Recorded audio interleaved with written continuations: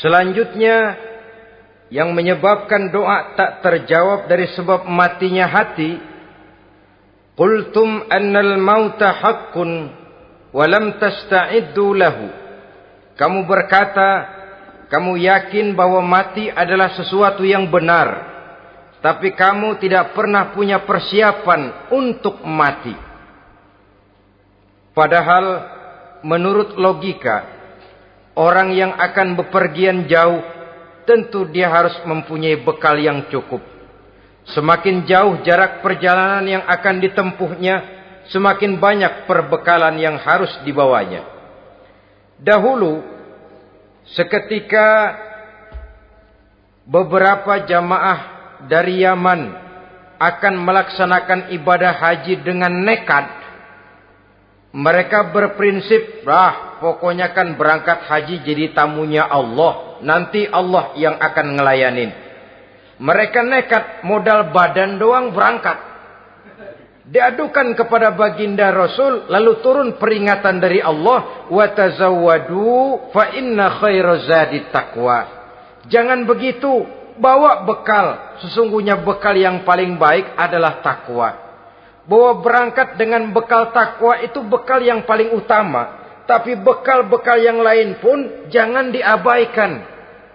Kalau kita akan berangkat untuk tujuan yang baik, bekal yang paling utama memang takwa. Tapi tidak berarti harus mengabaikan bekal-bekal yang lain. Begitulah, semakin jauh perjalanan yang akan kita tempuh, semakin banyak bekal yang harus kita hadapi. Kalau saudara mau pergi ke Surabaya, tidak membawa bekal kemudian berani berangkat, rasanya sih saya pikir itu bukan berani, nekat namanya. Sama saja orang belum pernah sembahyang mati, nekat orang, berani amat. Belum berbuat kebaikan barang sedikit pun sudah mati, nekat namanya itu. Sama saja tadi, nggak bawa bekal apa-apa berangkat ke Surabaya. Sampai Surabaya belum tentu, sengsara udah jelas. Belum punya bekal yang baik sudah mati. Sampai ke surga belum tentu. Tapi kebelangsak dan sengsara, rasa-rasanya pasti itu.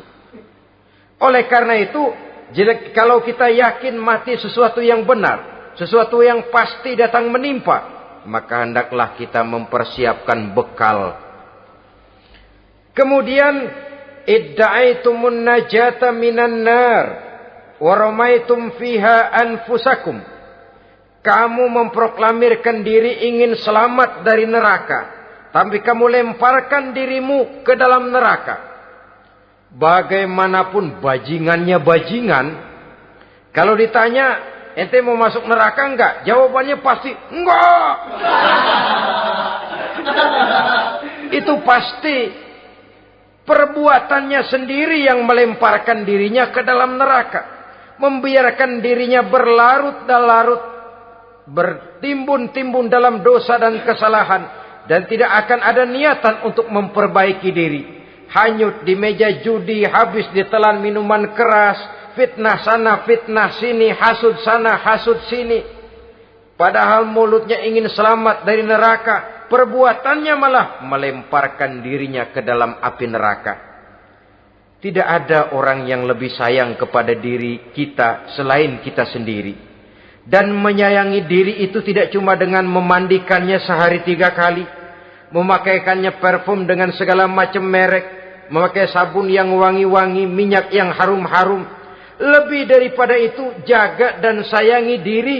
Jangan jatuhkan dia ke dalam perbuatan-perbuatan yang bisa menjerumuskan diri itu ke dalam neraka. Kemudian disambung oleh Imam Al-Faqih Abu Lais yang menyebabkan doa tidak terjawab karena hati mati. Idda'aitum dukhulal jannah walam ta'malu laha. Kamu ingin masuk surga, tapi kamu berat mengamalkan perbuatan yang bisa menyampaikan kamu ke surga. Semua kita kalau ditanya, mau masuk surga? Mau. Tapi jarang yang berlomba melakukan perbuatan-perbuatan yang bisa menyampaikan kita ke surga. Kemudian yang terakhir kata Imam Al-Faqih Abu Lais, dafantum mautakum walam ta'tabiru laha. Kamu menguburkan orang yang mati di antara kamu, tapi kamu tidak bisa mengambil iktibar, tidak bisa mengambil pelajaran dari mayit yang jenazah yang kau kuburkan itu. Mestinya kan nguburin orang tuh membuat sadar. Iya, kalau sekarang saya baringkan di liang lahat, menghadap ke arah kiblat, bantalnya tanah, setelah itu ditutup dengan papan, lalu ditimbun dengan tanah. Iya, sekarang giliran dia, giliran saya, entah besok, lusa, bulan depan, tahun depan, tapi pasti mengubur mayat, mengubur jenazah, tapi tidak bisa mengambil iktibar dari yang dilaksanakannya itu. Ini merupakan penyakit-penyakit batin yang merupakan handicap, yang menimbulkan jarak antara kita dengan Allah Subhanahu wa ta'ala. Pantas kalau itu semua ada pada diri kita, hati jadi mati. Dari hati yang mati, doa tidak akan tembus. Kita tidak lagi akan diperdulikan oleh Allah Subhanahu wa ta'ala. Dan itu sekali lagi kemalangan yang terbesar dalam kehidupan kita. Bagaimana jalan keluarnya? Pertama, memperbaiki batin kita, menyelamatkan diri daripada penyakit-penyakit yang bisa mematikan hati seperti yang sudah saya sebutkan tadi. Yang kedua, berdoa dengan adab, sehingga tata cara di dalam kita bermohon kepada Allah Subhanahu wa ta'ala dibicarakan secara khusus oleh Al-Imamul Ghazali dalam kitab Ihya beliau yang disebut adabud doa. Adab di dalam kita melaksanakan doa kepada Allah Subhanahu wa ta'ala.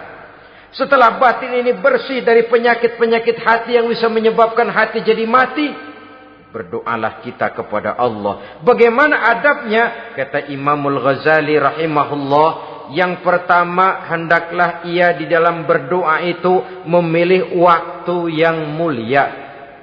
Minal awqatis syarifah, kata beliau.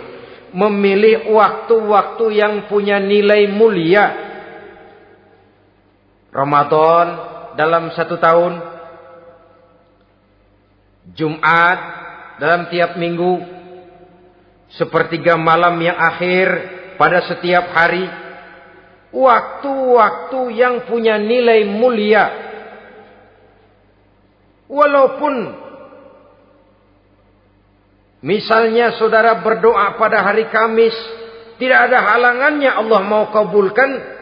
Ini tidak berarti bahwa kalau sudah berdoa hari Jumat lalu hari Kamis tidak mau berdoa, tidak. Lebih memilih mengintai waktu-waktu yang punya nilai mulia. Lailatul Qadar sekali dalam setahun. Waktu-waktu yang punya nilai mulia. Logikanya begini, saudara-saudara.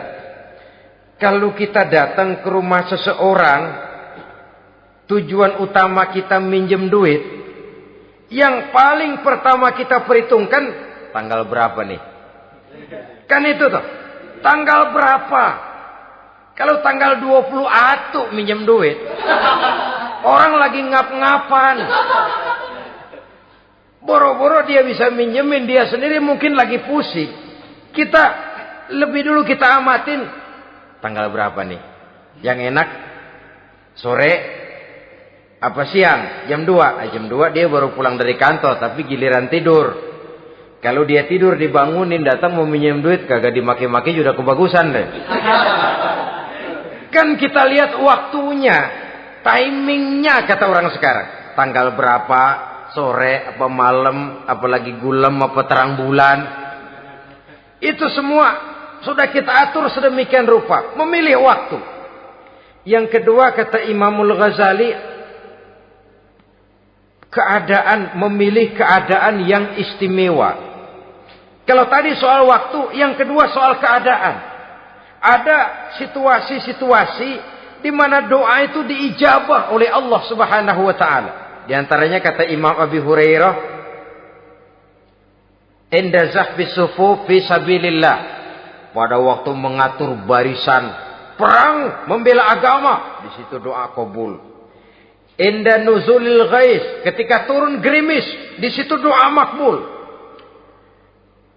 Inda iqamis shalah, ketika salat mau didirikan, riwayat lain bainal azan wal iqamah, antara azan dan qomat, di situ doa makbul. Itu memilih keadaan-keadaan. Kemudian yang ketiga, kata beliau, berdoa menghadap kiblat. Ya, apa kalau doa madhab mudik Tuhan gak tahu? Tahu. Tuhan gak dengar? Dengar. Cuma lebih etis. Lebih etis kalau kita berdoa menghadap ke arah kiblat. Saudara-saudara kaum muslimin rahimakumullah. Yang keempat, hifdzus saut, menyederhanakan suara. Tidak terlalu keras, juga tidak terdengar orang lain, apalagi kalau doa kita diaminkan oleh orang lain.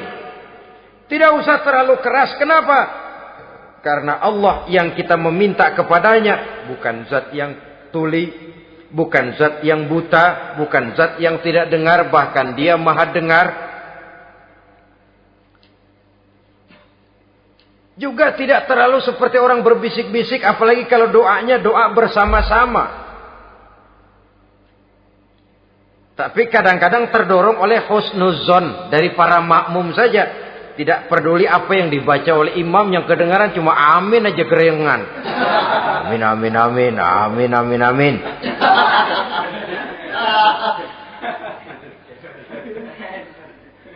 Juga tidak terlalu keras.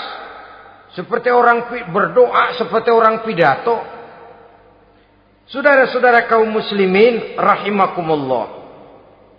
Yang kelima, alla yatakallafa saja fid doa. Dalam berdoa, kalau istilah kita, jangan nyelongcong. Sajak ini menunjukkan sikap berani kepada Allah. Misalnya ada orang berdoa, ya Allah ampunilah saya kalau Engkau mau. Kalau Allah mau. Kasihanilah saya ya Allah kalau Engkau mau. Itu doa orang songong. Atau sama saja, ya Allah berilah saya rezeki dikit aja. Emang kenapa pakai begitu?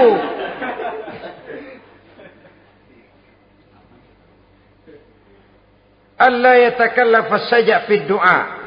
Yang keenam, kata Imamul Ghazali, at-tadarru' wal khusyu'. Dengan tadarru' dan khusyu'.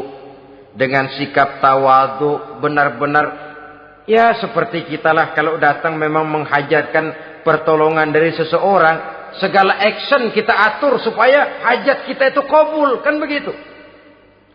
Kadang-kadang istilah orang kalau perlu ngesor mah ngesor dah, yang penting permintaan dikabulkan, gitu saja. Masuk koran, udah seperti kata-kata orang Arab, bul ala zamzam fatu'raf. Kalau pengen terkenal kencingin sumur Zamzam. Artinya apa? Bikin yang aneh-aneh, yang orang gak kerjain, ntar ngetop. Yang ngetop lempengan jeleknya. Sumur Zamzam dikencingin, kan nyohor itu. Sedunia orang kenal. Kenapa? Gila. Saudara-saudara kaum muslimin rahimakumullah. Sangat kita sayangkan kalau lalu orang berlomba-lomba dengan cuma modal paha mulus, wajah cantik, dimauin apa saja mau, lalu bisa tampil. Akibatnya yang jadi korban adalah anak-anak kita. Disuguhi tontonan-tontonan yang meracuni jiwa mereka. Walaupun akibatnya barangkali ya lain seperti band orkes dengan film, memang akibatnya tidak langsung ya. Kalau band orkes akibatnya langsung, dia bisa berantem di tempat lokasi. Film orang nonton, tahu dia di tempat itu, bukan di tempat itu dia praktek, pulang jadi pikiran dia. Tadi serem ya, ntar kalau udah kesempatan kita praktek. Ntar ngancemnya itu yang gak enak. Tapi yang saya analogkan dengan persoalan kita, tingkah pola artis apapun dilakukan asal bisa main. Nah itu tuh, asal dapat kesempatan acting, Dalihnya ya tuntutan skenario lah, iseng lah, macam-macam lah. Tapi yang jelas satu target, saya harus dapat kesempatan main. Untuk sampai ke situ, cara apa saja harus saya tempuh. Tidak peduli harus menginjak-injak norma dan budaya bangsa yang luhur. Tidak peduli harus bertentangan dengan kaidah agama. Tidak peduli hasilnya meracuni umat masyarakat, terutama generasi muda. Yang penting kan ngetop. Saudara-saudara, baiklah ya, itu soal lain. Tapi soal kita ialah at-tadarru wal khusyu'. Bermohon kepada Allah dengan tadarru, khusyuk dan tawadhu. Seperti kalau kita mau bermohon kepada seseorang. Kita merendahkan diri. Pak, saya memang orang gak mampu, Pak. Utang saya udah selebar kampung, Pak. Anak udah 16 seperempat. Apa saja kita meratap, menghibah, mengeluh, merintih. Ujungnya kan, yang penting gue minjem duit dapat dah. Apa kayak diomongin, pokoknya pulang bawa duit, itu saja. Itu strategi manusiawi. Kalau ini kita adakan konteks, oh iya, kepada Allah lebih lagi kita tadarru, khusyuk, tawadhu. Doa dengan tawadhu, sebab kita akan bermohon kepada yang serba maha. Menghadap ke arah kiblat, duduk bertafakur dengan khusyuk, tawadhu. Jangan doa sembari tolak pinggang.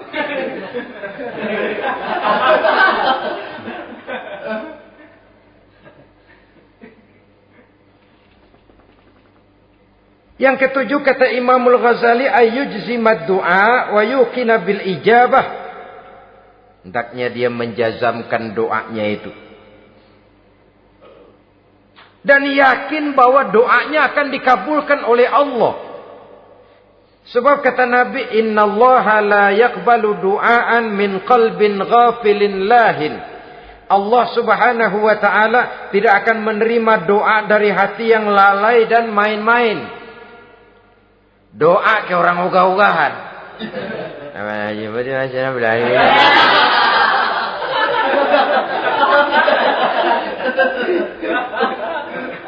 Kali malaikat nyongok dong, lu minta apa lu?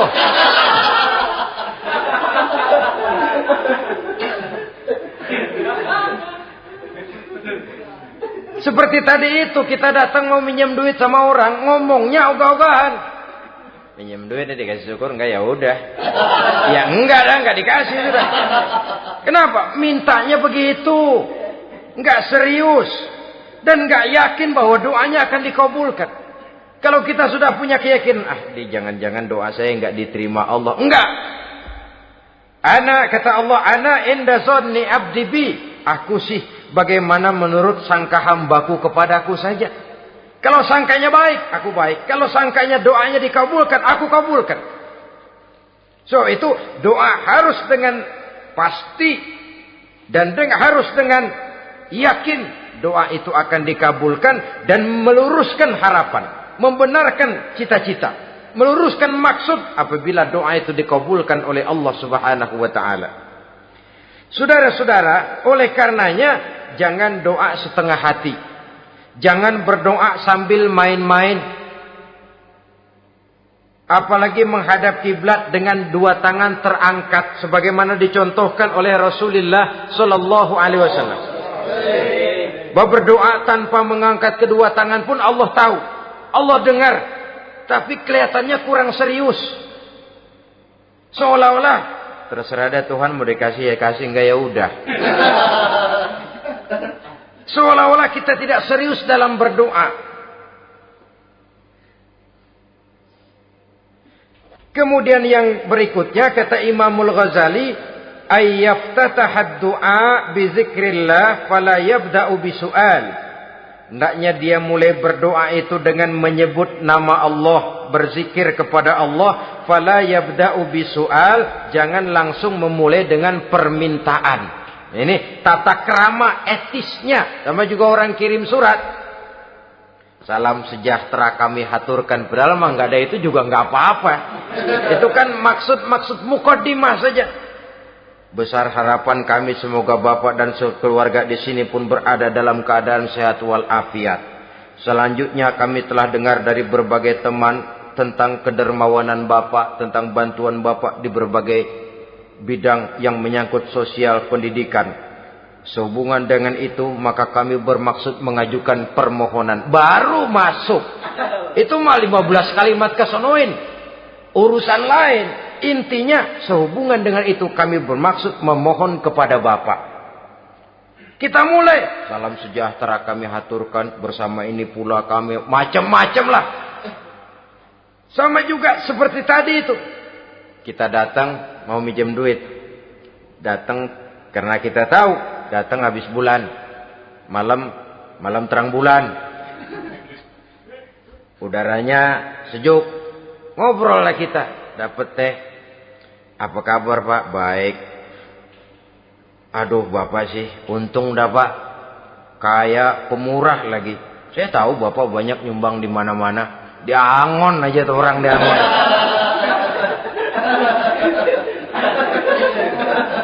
Kira-kira udah mau telap aja baru dikedat. Ngomong-ngomong Pak. Nah. Mulai nih kalau udah ngomong-ngomong. Ngomong dah tuh mulai. Baru masuk. Jadi etisnya berdoa itu dimulai dengan zikrullah. Karena itu umumnya dimulai dengan Alhamdulillahi Rabbil Alamin. Kita puji dulu Allah. Alhamdulillahi Rabbil Alamin. Hamdan yuwafi ni'amahu wa yukafi'u mazidah. Kita puji dulu Allah. Seperti orang tadi lah. Kita puji dulu kebaikannya. Walaupun pada akhirnya kita minjem duitnya. Ya, sebenarnya Allah nggak perlu dipuji tuh. Dipuji atau tidak Allah tetap termulia. Ini etis manusia. Allah tidak berharap untuk dipuji oleh manusia. Allah tidak untung seluruh alam memujinya. Manusia mau memuji atau tidak itu urusan manusia sendiri. Allah tidak minta untuk dipuji. Allah juga tidak gila kepada pujian. Kalau kita memulai doa dengan pujian, etis kita kepada Allah Subhanahu wa taala di dalam kita bermohon kepadanya. Saudara-saudara kaum muslimin rahimakumullah. Kemudian menyesuaikan doa dengan kondisi. Ini termasuk syarat batin ya. Taubat. Waraddul mazalim kata Imam Ghazali. Menolak segala macam kezoliman. Artinya kalau berdoa itu tahu diri.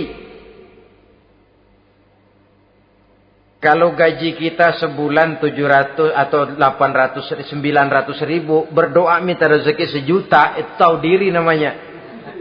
Kan cuman kurang 100 ribu. Ya, kalau kerja kagak minta gajian 1 juta. Pengen doa dikabulkan. Rasanya secara etis nggak tahu diri orang berdoa seperti itu. Orang datang mau minta duit, mau pinjam duit kepada kita. Kan kita lihat. Kira-kira mampu ngembaliin nggak nih orang. Kita lihat, kita evaluasi kemungkinannya. Lalu si yang minjem tentu tahu diri. Kalau memang kekuatannya ngembaliin. Tidak seperti kekuatannya mulangin. Hendaknya dia timbang rasa. Begitu juga kepada kita etisnya kepada Allah Subhanahu wa ta'ala. Tahu diri. Menyesuaikan doa dengan keadaan. Kalau tidak ada gap terlalu jauh. Jauh panggang daripada api. Nanti nasibnya bagai si pungguk merindukan bulan. Apabila adab-adab di dalam berdoa ini kita perhatikan. Sejak dia dari adab yang zahir sampai kepada adab yang batin. Kemudian penyakit-penyakit yang membuat hati itu jadi mati. Maka insya Allah doa kita dijabah oleh Allah Subhanahu wa ta'ala. Dalam Al-Baqarah ayat 186. Allah Subhanahu wa ta'ala menjelaskan. Wa iza sa'alaka ibadi anni fa inni qarib. Ujibu da'watad da'i iza da'ani falyastajibu li wal yu'minu bi la'allahum yarshudun. Apabila hambaku bertanya kepadamu Muhammad tentang aku, kata Allah, fa inni qarib, katakan kepadanya, aku dekat sekali dengan mereka. Ujibu da'watad da'i iza da'ani. Aku akan jawab, aku kabulkan permohonan orang-orang yang berdoa kepadaku. Falyastajibuli wal yu'minu bi. Maka hendaknya mereka juga menjawab panggilanku atas dasar iman kepadaku. La'allahum yarsyudun. Semoga dengan ini mereka kelak mendapat petunjuk. Saudara-saudara, Al-Baqarah 186 ini dengan nyata menjelaskan kepada kita, Allah akan menjawab doa, mengabulkan permohonan apabila kita falyastajibuli wal yu'minu bi, juga menjawab panggilan Allah atas dasar beriman kepadanya. Logikanya tadi itu, araftumullaha wa lam tu'tuhu haqqahu. Kita tidak pernah mau menjawab panggilan Allah sementara kita berharap doa kita dijawab oleh Allah. Apa enggak pincang? Apa enggak berat sebelah? Panggilan Allah kita berat memenuhinya, sementara kita sangat berharap agar permohonan kita, seruan kita dikabulkan oleh Allah. Menjawab panggilan Allah atas dasar beriman kepadanya. Kenapa? Ada orang menjawab panggilan bukan berdasarkan iman, tapi karena target lain. Datang sembahyang Jumat paling dulu, target utamanya pulang juga paling dulu nyabet sendal, nyabet sepatu. Menjawabnya ya, tapi tidak karena iman. Jadi apabila kita rajin menjawab panggilan Allah atas dasar beriman kepadanya, maka seruan, permohonan, doa niscaya dikabulkan olehnya. Ini saja, mudah-mudahan ada manfaatnya. Terima kasih atas segala perhatian. Mohon maaf atas segala kekurangan. Usikum wa nafsi bitaqwallah. Wassalamualaikum warahmatullahi wabarakatuh. Waalaikumsalam warahmatullahi wabarakatuh.